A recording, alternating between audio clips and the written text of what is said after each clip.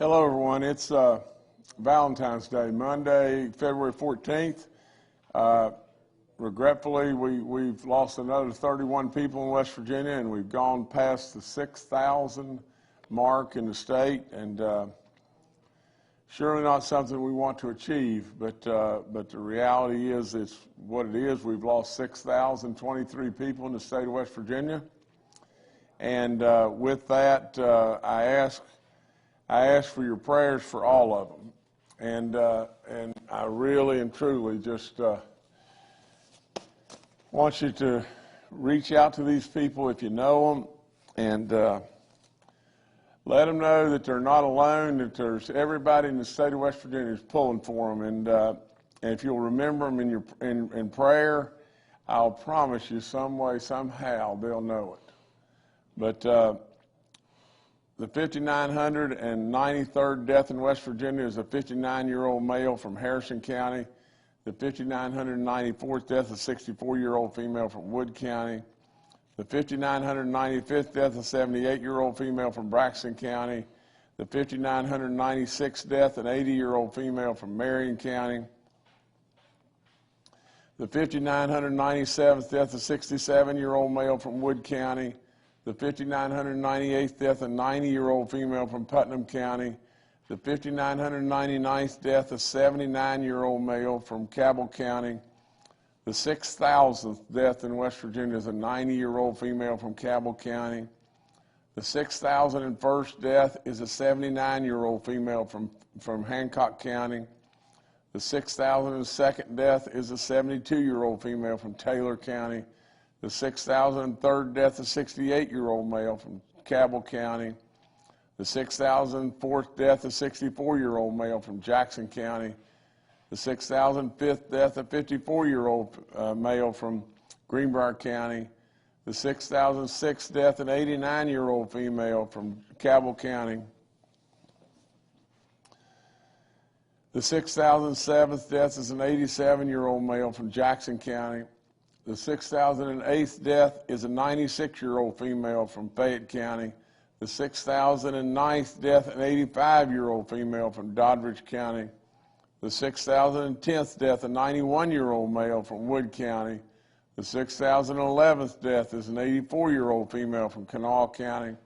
The 6,012th death, a 75-year-old female from Harrison County. The 6,013th death is a 56-year-old male from Harrison County.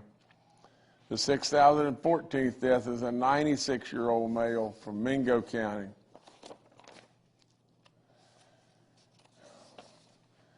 The 6,015th death, a 68-year-old male from Harrison County. The 6,016th death, a 72-year-old female from Fayette County. The 6,017th death, a 71-year-old female from Cabell County. The 6,018th death, an 82-year-old female from Kanawha County.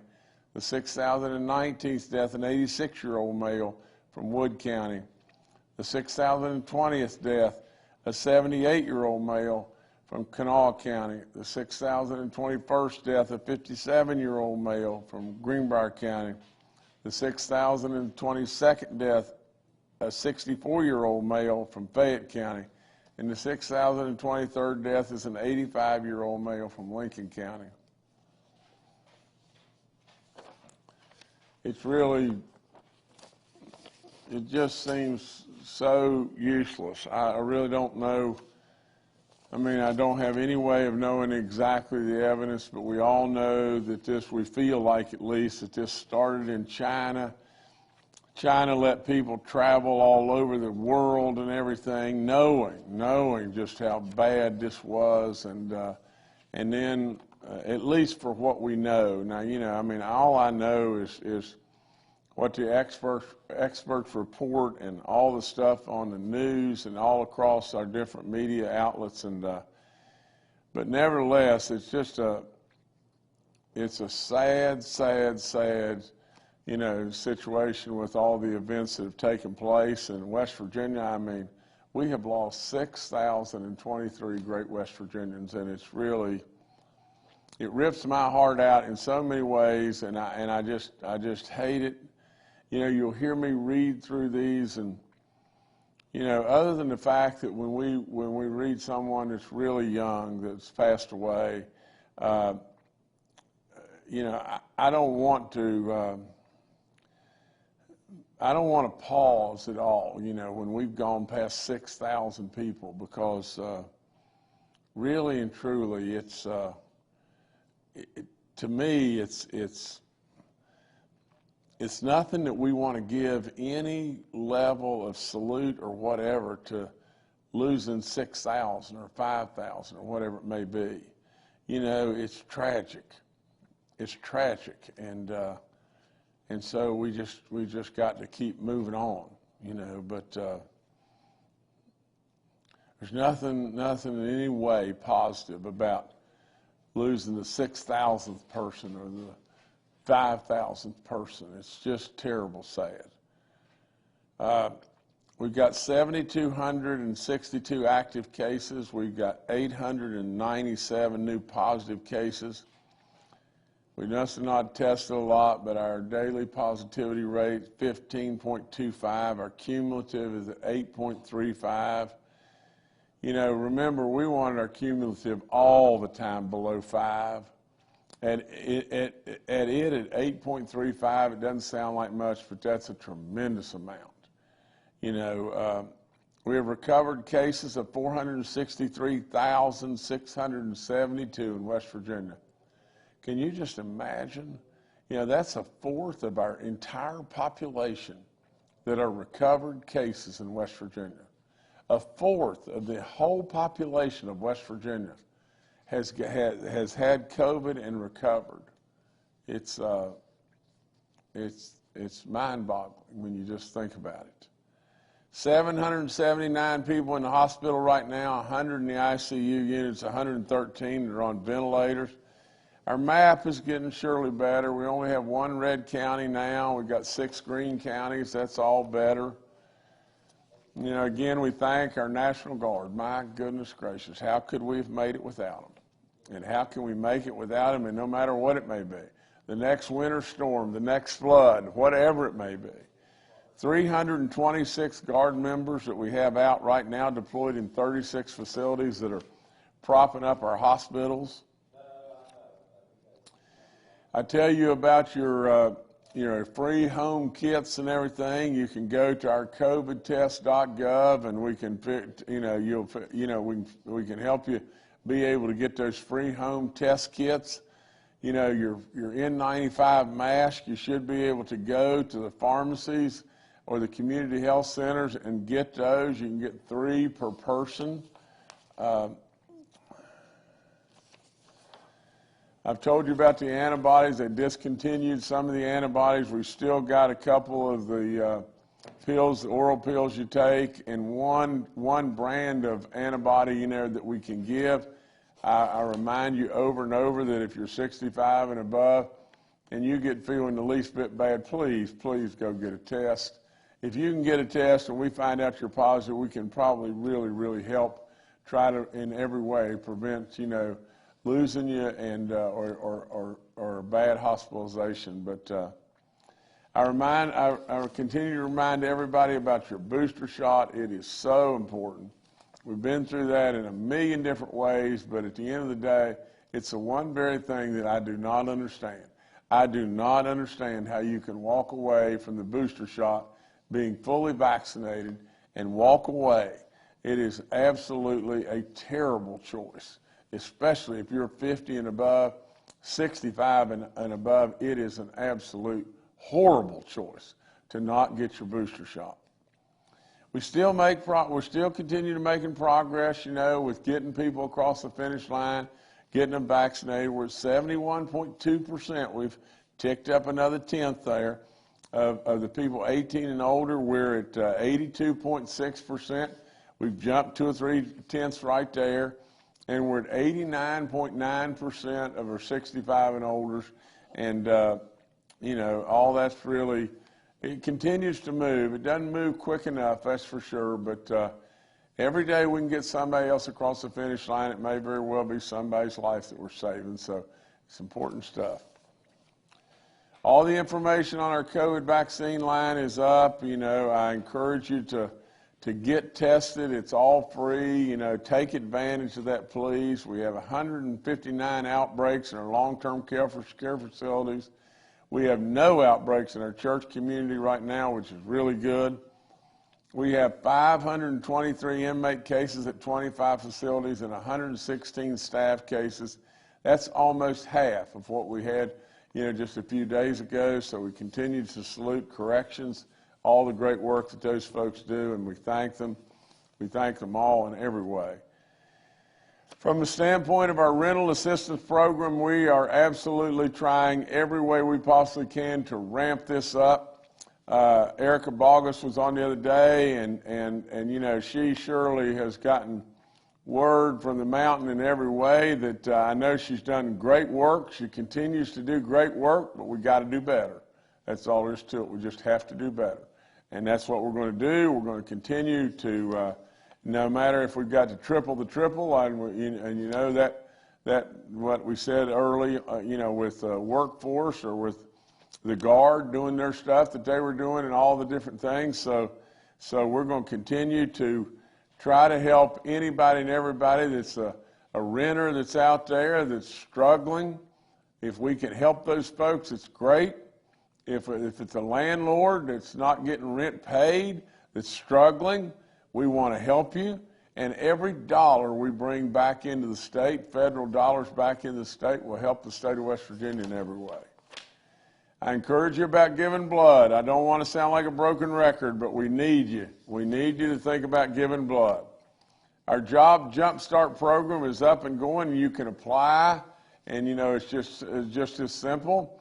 I know we're at historic lows as far as unemployment in our state, but there's still a good many folks out there that we can get back, and so we try to appeal. We've got another incentive program. You can get $1,500. If you can get a job, stay on a job for at least 8 weeks.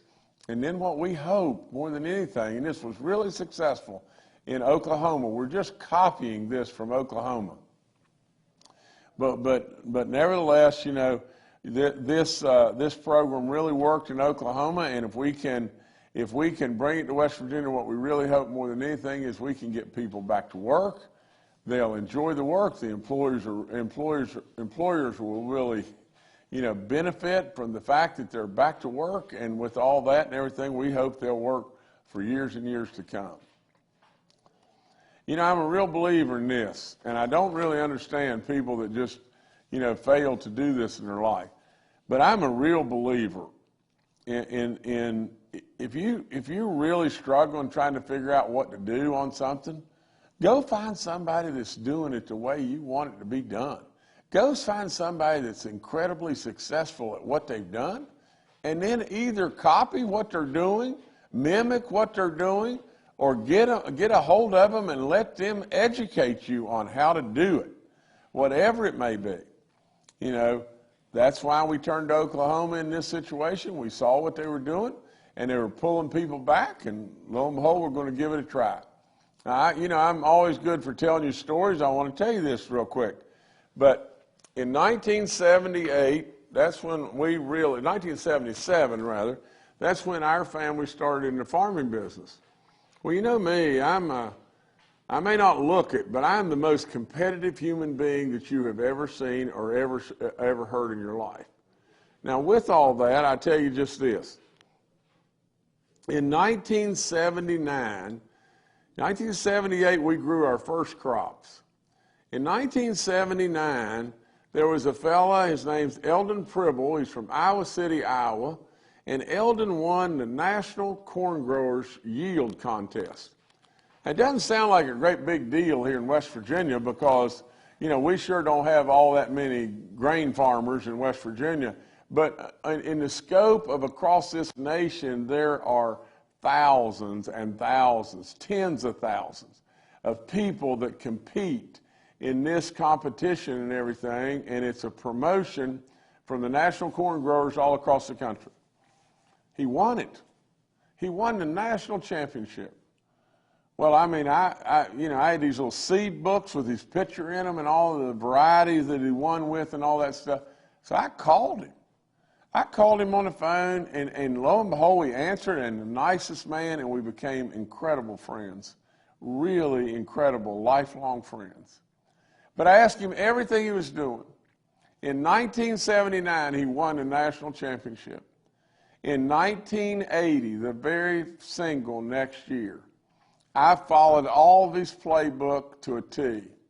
And can you imagine? From West Virginia in 1980, we were the national yield champions. So I tell everybody, you know, if you've got a problem, you better find somebody that knows what in the crap we're doing. And then right behind all that, once you find them, I would reach out and see if they'll help you. And if they can't help you, and you know, you can't talk to them or whatever, then I'd be all about trying to copy what they're doing. Because if they've got it right, you know, then, and you're struggling and trying to figure it out, you can make big headway doing just that.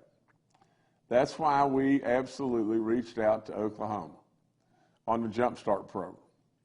Now, I got this to report. Baby dog thinks she got a tough call. I don't know the kid's name, but number 55 on the defensive holding call, you know, the first defensive holding call that they called, you know, right near the goal line, you know, and but with that, she acknowledges she got an awfully good call in the game when the referee missed that face mask, you know, which should have been a call that went the Rams' way, and it was a big time miss by the referees. I think 55's name was Logan Wilson, but Cincinnati played an incredible game. The Rams played an incredible game. And all Baby Dog can say to you is all those out there that went with Baby Dog's prediction as far as the game goes, and all of you that indulge in sports betting, Baby Dog covered, you won and everything, because you should have had a 4.5 point spot when the game started and everything. And so the Bengals, we congratulate them. We absolutely congratulate the LA Rams. It was a great game and everything, and I hope everyone enjoyed. Now, the schedule for this week, we're going to go with a briefing on Thursday. Like I said, I've got to do a eulogy on Wednesday that we lost a great man. I mean, a real godly, wonderful man. 95 years old. My uncle opposed Perry, and so I'm gonna do his funeral, or do part of the funeral on Wednesday afternoon, and so we'll come back to you on Thursday. Nevertheless, that's all I got. Thank y'all. All right, thank you, Governor. Let's now go to Dr. Clay Marsh, our coronavirus czar. Good morning. As the governor has alluded, we in West Virginia are also seeing the reduction in the number of new cases on a daily basis. Our hospital numbers are going down, but we also just exceeded 6,000 deaths, which is really very, very sad, given that many of these deaths could have been prevented by people choosing to be fully vaccinated and boosted. As we look at at COVID in the U.S., we also see that hospitalizations are going down in the country. And importantly, we have now started to see the number of average daily deaths go down. We got up as high as about 3/4 of our all-time high, which was in the pre-vaccine days. But the good news is that the death rate from COVID on an average daily, on a weekly average, is going down. In West Virginia, we anticipate that will also be what we experience, but maybe not for a week or two, which is the reason why it's so important for people to choose to be fully vaccinated and to get their third dose if they haven't, particularly if you're over 50 years of age. There is a new monoclonal antibody that has been approved for emergency use authorization by the FDA, a Lilly antibody. And this antibody now is held in reserve if you don't have other treatments. The sotrovimab, which is from GlaxoSmithKline, and the Paxlovid and the remdesivir all are still the preferred treatments if we do catch somebody who is at risk for severe side effects in that 5 days from the beginning of symptoms, which is the reason why it's still important to go ahead and get tested. A study was done in the latter part of 2021 from July to the end of the year in 2021. And the projection is there's about 135,000 excess deaths in our country, which at least in large part was likely due to COVID-19. And this is a way, from a statistics standpoint, you can identify people that may not have chosen to get tested or who may not have reported their tests with the advent of home testing. But that would take us, if that would be accurate, over 1 million people that would have died so far from COVID-19. We're approaching 920,000 now. So again, COVID-19 remains with us. We see the Omicron variant being the dominant variant. We do see the cases and the hospitalizations starting to reduce. Deaths in West Virginia, not quite yet.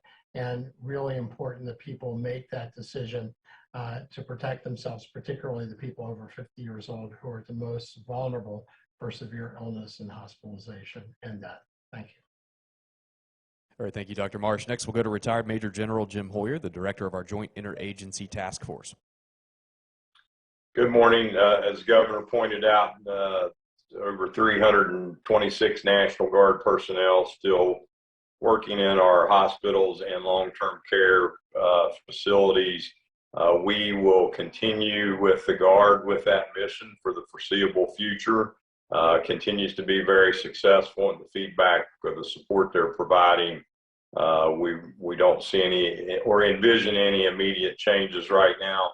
As was pointed out, our hospital numbers are continuing to drop. We appear to be stair-stepping our way down, so we hit certain plateaus and then back down again, but exceptionally positive direction that we're starting to move. As the governor pointed out, we still slowly but surely continue to hit third shots on those over age 50, and even continue now with some additional first doses in our over age 18 population, and very slow movement going forward with our 5 to 17-year-olds. As Dr. Marsh pointed out, a new antibody is available. We've been notified that the federal government will release 50,000 courses or doses of that new antibody, but we have yet to get an exact number on what we will get. But again, as Dr. Marsh pointed out, it is unique in that it is to be held in reserve as a last resort and use the availability of the other doses first. Thank you very much. All right, thank you, sir. Next, we also have Secretary Bill Crouch and Dr. Inamjad joining us today. We'll now go to questions from members of the media. The first today from Paul Mullen with WCBC. Good morning, everybody. Governor, it's good to know that you're not going to send baby dog off to live with Bette Midler for a week. That would not be good. A question I have today is about the weather coming up. We're about to enter warmer weather, which usually portends well for COVID-19 infection, and dropping that rate even additionally. I want to know if the panel believes that is a good forecast coming up here, and if that may lend itself to us getting to a stage where we're more epidemic than pandemic. Thank you. I think maybe Dr. Marsh, maybe you could go again, please. Thank you, Governor, and thank you, Paul. Certainly, Paul, as the weather warms up and people are able to move from inside around each other to outside, we know that the spread of any kind of respiratory virus like COVID-19 would be improved. So that is indeed the good news. I think the other good news, at least at this point, is it does look like that the current Omicron variant induced surge is starting to reduce around the country. And we have seen signs that that is also happening in West Virginia. What we need to continue to monitor, though, is what happens next. COVID-19 has proven to be a very capable virus to continue to navigate any types of treatment or any reduced amount of spread that it can get. So before we sort of go from pandemic to epidemic, maybe to more endemic, we will need to very closely follow what the virus does. But Paul, as you point out, that is good for us to have warmer weather and to be able to get people out of doors. All right, thank you, Paul. Next to Charles Young with WV News. Hi, this is Charles Young with WV News. My question is for General Hoyer. I know you said that we weren't planning on any changes to the National Guard's mission right now or for the foreseeable future, but could you tell us what may trigger a reduction in the Guard's assistance at the hospitals? Is there a certain hospitalization number we're aiming for? Thank you. General, please. Yes, sir, Governor. So, Charles, we'll continue to have discussions with hospital leadership, and we will look at both the numbers in the hospitals as they continue to reduce, but we also have to watch the numbers related to staffing shortages, as both related to just the overall nature of shortages of nurses and other professionals nationally, but also related to those being out for COVID. So at this point in time, the actual numbers will be triggered by multiple factors. And I think later at the end of this week, we'll have some discussions with the Hospital Association and the hospitals, and then make some recommendations to the governor going forward. All right, thank you, Charles. Next, we'll go to Kenny Bass with WCHS and Fox 11. Hi, quick question about the Mount Olive with the continuing water problems with the Gully Bridge PSD and water shortages for inmates happening multiple times over the past several weeks. How big of a priority is this that either the Gully PSD is either brought to form or made to service them with the water needs of the inmates and staff, or how close are we to a turnover where we give the water facility rights to West Virginia American Water, which might be able to handle it better? Gotten several messages from people concerned about the loved ones who are in that facility. In addition to COVID, obviously, they're very worried about the water situation. So, Governor, if there's any word on what's going on at Mount Olive, I'd appreciate getting that so we could share it with them. Thank you.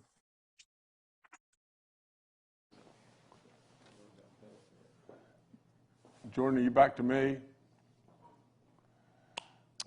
Yes, sir. Okay. Well, let me just say this in regard to that. You know, our PSC and DCR are working on this issue, and there are leaks at the local PSDs, but they're being fixed. That's all the information I've got on that.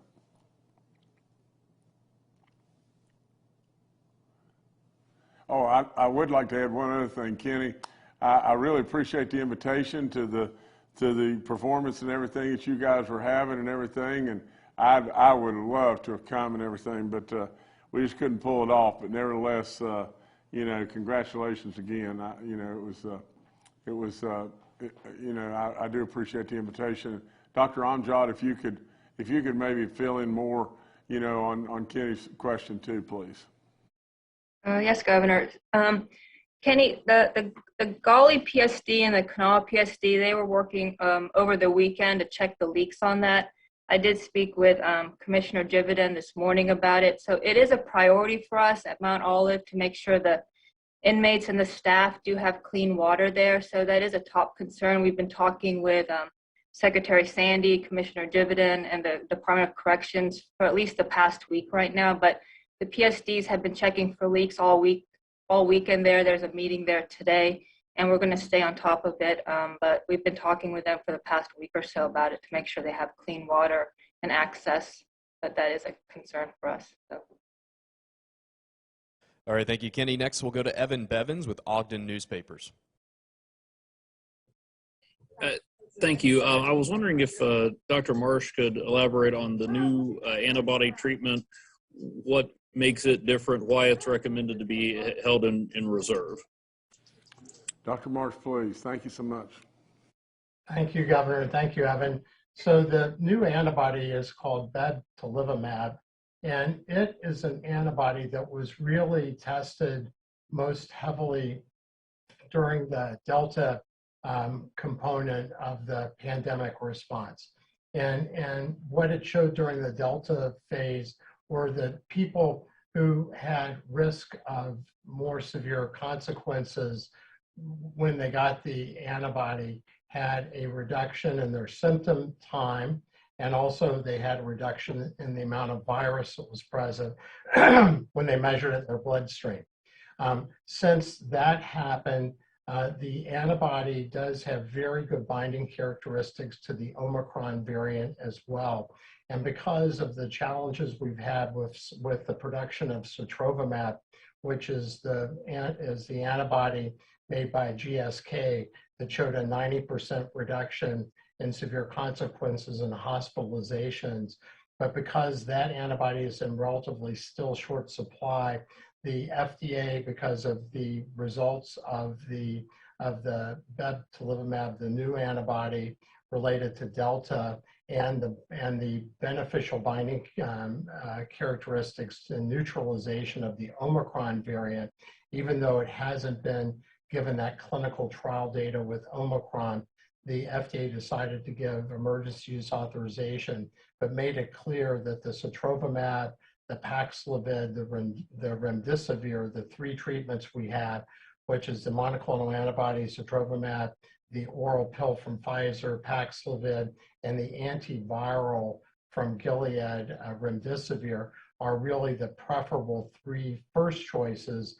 But if you don't have access to those treatments and you have somebody who's at risk of severe consequences, they did grant the bebtelovimab an EUA, emergency use authorization, to be used if need be. So that's the story on that new monoclonal antibody. All right, thank you, Evan. Governor, I'll turn it back to you. Well, I don't really have anything, additional to say other than, the fact that it's Valentine's Day, and I surely wish everyone a really happy Valentine's Day, and Baby Dog does too, without any question. She loves everybody, and that's that. I've said it a million times, but I don't know how there could have ever been a better message. I mean, we pick up stuff a lot of different ways. You market stuff a lot of different ways, but if you'll just look for just a second and look at Baby Dog's face, she makes you smile. It's a pretty unusual face and everything, but she makes you smile.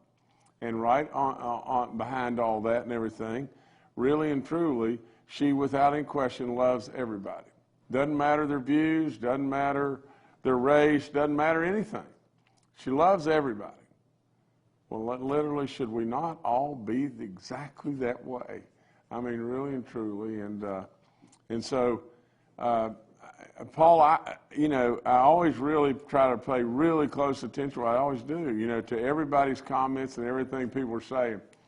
I did not get what you said, earlier when you were speaking about Baby Dog about something. I think maybe you mentioned warmer weather or whatever like that, and but I didn't get it. And, I've got to tell you this though. She loves the snow. I mean, this thing right here loves the snow. But nevertheless, Paul, I surely hope and look forward to warmer, nicer weather. Anyway, that's all I got, everybody. But again, I thank you so much, and ask again for your prayers for, my uncle, and I ask you for your prayers in so many ways for 6,023 great West Virginians that we've lost. It's a crying shame, and I hope we absolutely will do everything we possibly can to remember these great people and all the wisdom and all the fun times, all the laughter, all the goodness that they brought us. And so please be with their loved ones. It's really important stuff. Thank you so much.